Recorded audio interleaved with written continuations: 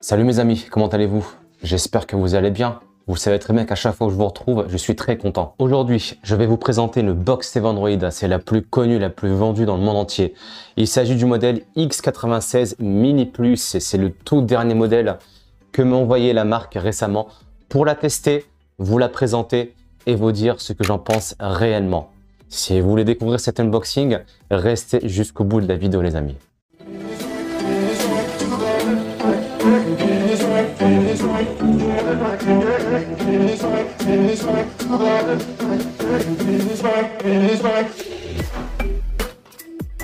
Mes chers amis, je tiens tout d'abord à vous remercier pour votre soutien, pour vos messages de sympathie et d'encouragement que je reçois tous les jours.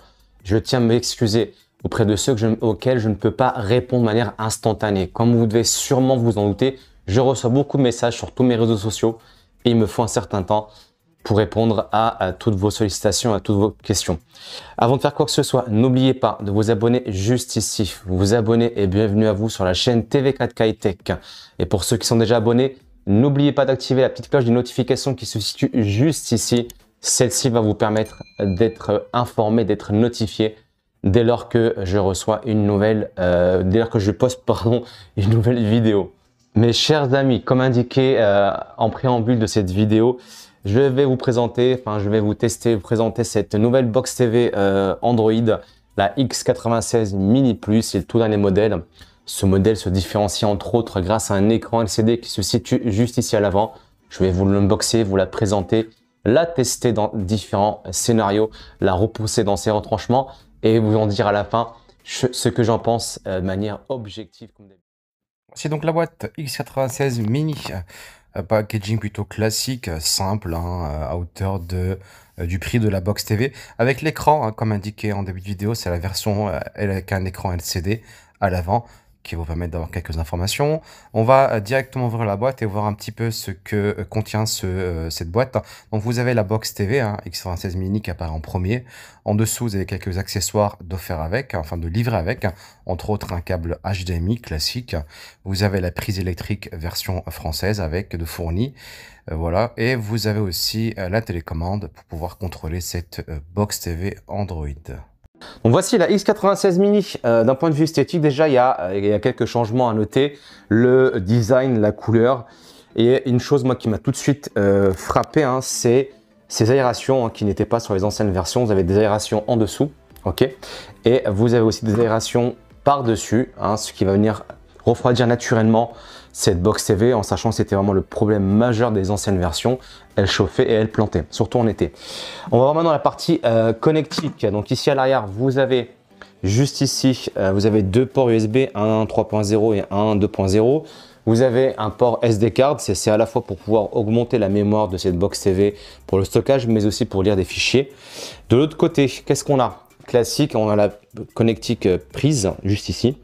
La prise électrique, vous avez une prise optique. Donc la prise optique, c'est pour pouvoir brancher dessus un home cinéma, une barre de son ou une enceinte en optique. Vous avez une sortie HDMI classique, vous avez une connectique RJ45 ou Ethernet et vous avez une prise jack qui est juste là pour pouvoir brancher aussi dessus un équipement audio. De l'autre côté, juste ici, désolé, on ne le voit pas mais je vais l'allumer après, il y a un écran LCD qui va vous indiquer quelques informations type l'heure ou si elle est allumée ou elle est éteinte. La télécommande elle est vraiment classico-classique, c'est ce qu'on trouve généralement sur ce type de boîtier TV Android entrée de gamme. Voici l'interface de la X96 Mini dès lors que vous la démarrez. Donc déjà d'un point de vue esthétique, d'un point de vue menu, je trouve qu'elle est beaucoup plus agréable au regard. Et il y a eu une amélioration de ce côté-là parce que sur les anciennes versions, c'était vraiment basique, vraiment très simpliste. Là, on sent qu'il y a vraiment un effort qui a été fait dans la couleur, dans la disposition des widgets, sous forme de briques. Je trouve que c'est vraiment bien fait, c'est fluide, c'est agréable, il y a de très bonnes couleurs. Donc déjà d'un point de vue esthétique, là-dessus, j'ai rien à dire. C'est plutôt bien fait.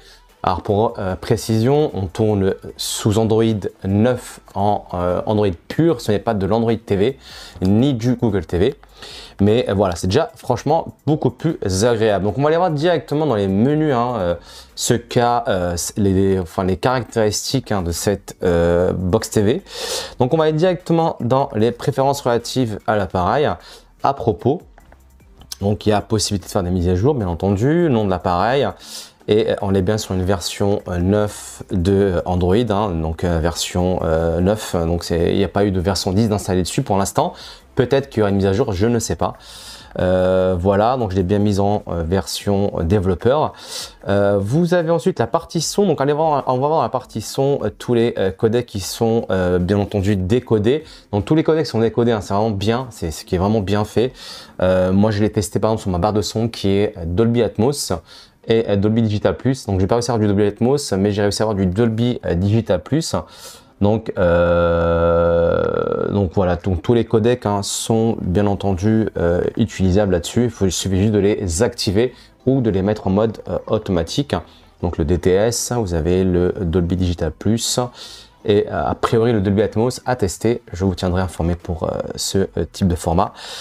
Donc voilà, donc menu simple, classique, droit au but, efficace. Là-dessus, il n'y a aucun problème. J'ai rien à dire. Du système, donc on est sur une box TV Android, donc de 2 Go de RAM et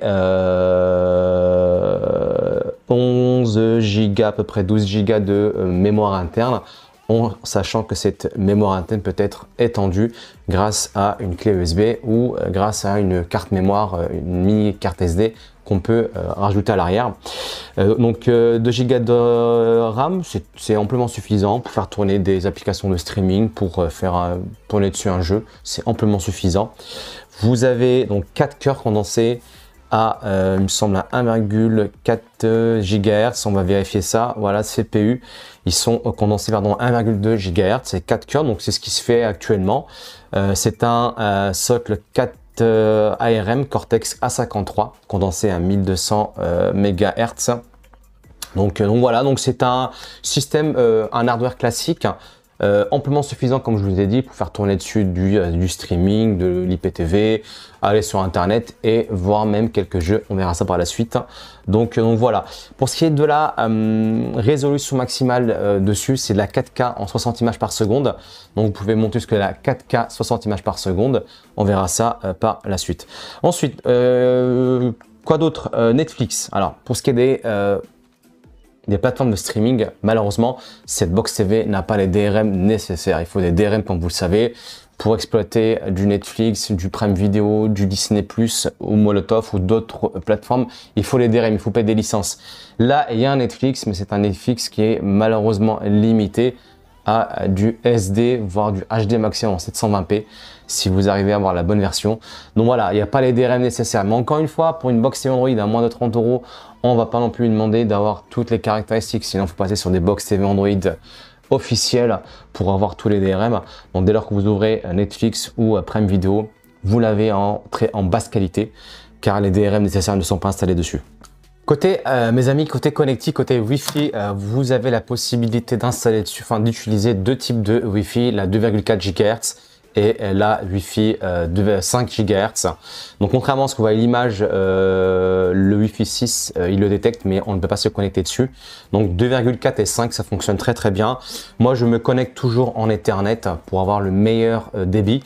On va tester d'ailleurs le débit sur cette box TV et vous allez voir que voilà, on arrive vraiment à obtenir des bons débits. Moi, je suis à plus de 100 mégas descendant, ça fonctionne très très bien, je n'ai pas de problème de débit là-dessus. Donc voilà, on va voir le débit ensemble directement. Voilà, donc j'ai un débit qui, bon là en ce moment il est un petit peu bas, mais il atteint normalement les 100 mégas sans problème. Donc voilà, en Ethernet, ce que je vous recommande de faire, c'est de vous connecter en RJ45, il n'y a pas mieux.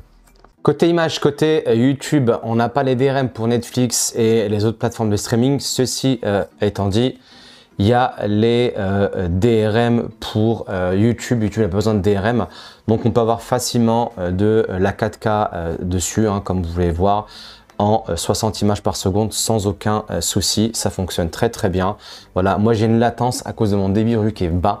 Il y a une maintenance sur mon réseau Wi-Fi depuis ce matin. Donc il y a une petite latence qui n'a rien à voir avec la Box TV, c'est plutôt mon débit qui va pas. Donc voilà, donc, mais sinon en temps normal, j'avais du débit, enfin de la bonne, une utilisation plutôt fluide sur YouTube sans aucun souci. Donc là, vous voyez, hein, l'image est vraiment bonne.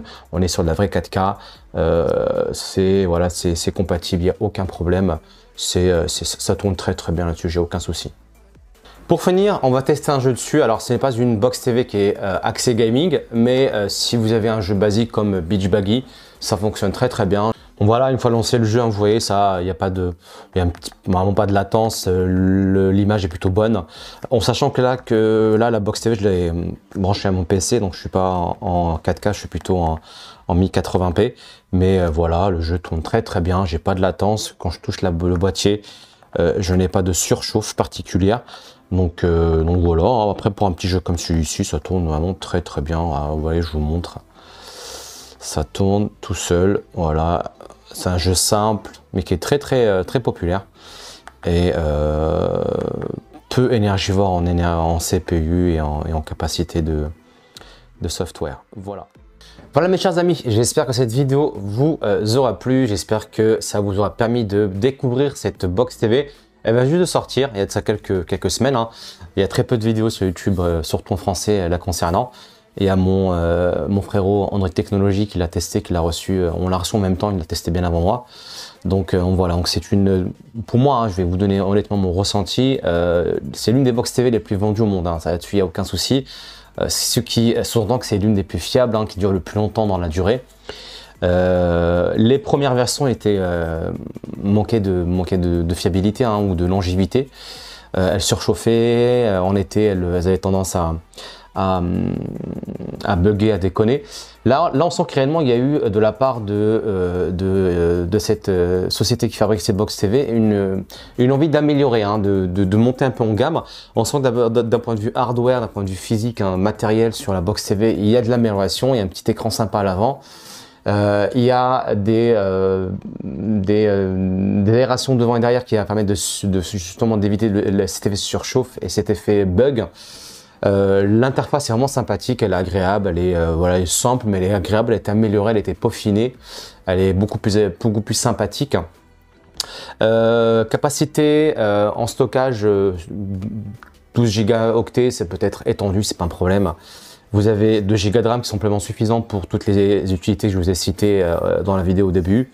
Double Wi-Fi 2,4 et de Wi-Fi 5, hein, c'est ce qui se fait de mieux aujourd'hui. Une prise Ethernet bien entendu, RJ45. En Bluetooth c'est du 5.0, vous pouvez connecter dessus une manette, voilà, j'ai connecté dessus moi personnellement ce clavier sans fil. Vous pouvez faire dessus pas mal de choses, quelques bémols bien entendu. Elle n'a pas tous les DRM, voilà, hormis celui du YouTube. Elle n'a pas les DRM nécessaires pour pouvoir exploiter, utiliser dans toute leur splendeur les plateformes de streaming. Je parle de 1080p voire 4K, ce n'est pas disponible. Peut-être la possibilité de faire des mises à jour, hein, sur la version d'Android. Je pense que c'est limité à Android 9, ce qui est déjà pas mal.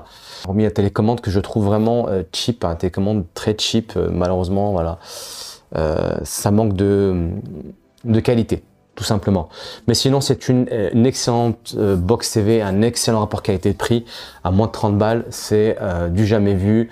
Et ça, voilà, ça dure, ça fonctionne très bien, ça fonctionne pour les fonctionnalités de base, c'est amplement suffisant. Et bien entendu, les amis, je vous recommande cette Box TV Android. Et je sais que pas mal d'entre vous vont l'acheter parce qu'elle est très recherchée, elle est très connue et elle est vraiment fameuse, hein, elle est très réputée. Donc je vous mettrai en descriptif le lien pour aller chercher, l'acheter cette Box TV. Elle est sur Amazon, elle est sur AliExpress, sur plein d'autres sites. Et mais régulièrement des petites promotions. Et je vous dis à très bientôt pour une nouvelle vidéo. J'espère vous retrouver très bientôt pour un autre unboxing. Restez connectés sur YouTube, suivez-moi. N'oubliez pas de mettre un petit pouce bleu, de partager et de parler de ma chaîne pour être mieux référencé. À très bientôt.